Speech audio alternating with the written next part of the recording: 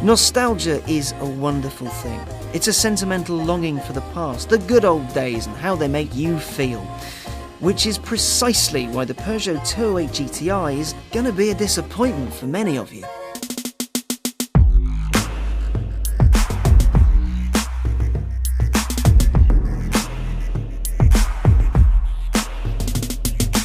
Whenever Peugeot launches a new GTI, enthusiasts in the press all prattle on about how there's a new 205 GTI or 205 GTI is back in big letters and exclamation marks and all that.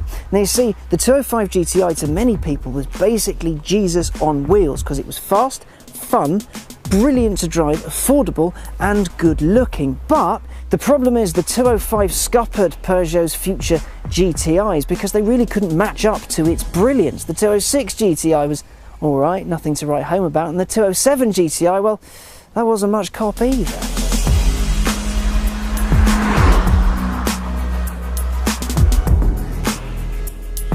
Peugeot swore off GTIs in the late noughties, but thankfully the French firm changed its mind and now there's a new one. The 208 has been given some extra go and some extra loveliness. Peugeot knows that the days of making lightweight hot hatchbacks like the 205 GTI are pretty much gone. There's legislation in place that makes it damn near impossible to do so. You need to have crash protection, which is heavy. You need to have airbag systems and sensors, all very heavy. Then there's the rules that dictate how high the rear lights have to be off the road, and then the rear windscreen and all that kind of stuff.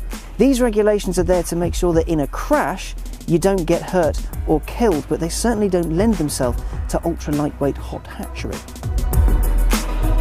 Then there's all the stuff people want to make their lives easier. Things like big comfy seats, sat-nav, aircon, you know, the kind of stuff that makes cars nice places to be. And you also have to remember that the car that this one is trying to live up to, well, it wasn't all that good in a crash, and its aircon was a crank attached to the door.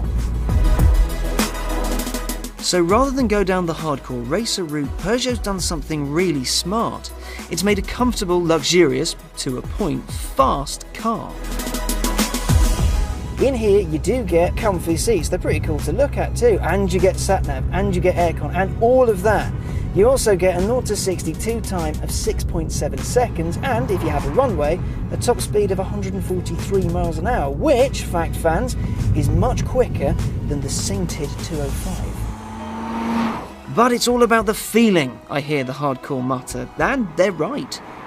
It is all about feeling, and you know what? The little 208 does feel pretty damn good. The steering's nice and light, the gear shift is nice and light and quick and easy, and it does go quite quickly. It's got a 1.6 litre 200 brake horsepower turbocharged engine, same one you might find in, say, Minis and a couple of Citroens.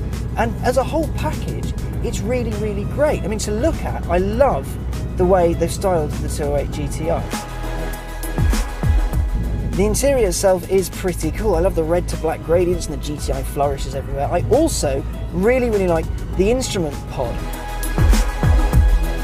One final tiny little highlight, it's the steering wheel. It's just right, you know, it feels good, it's the right size, it's thick enough so you can get a decent handhold around. Even like the little stripe at the top.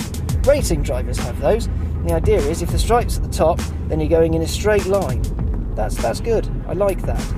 But one of the big criticisms levelled against it is that your driving position can actually make the steering wheel impede your view of the dial, so you won't know how fast you're going. That isn't ideal. The suspension is one of those dissonant setups where it seems Peugeot wants to add a slight sporting edge to it, but still make it drivable every single day. And that's the thing, this car isn't set up for being outright sporty. It's supposed to be comfortable, luxurious, but also pretty quick. Yes, this is a GTI, but it's not that kind of GTI. Peugeot was looking to make something that wasn't big and hardcore and inaccessible. They wanted something comfy that you can also go and play in.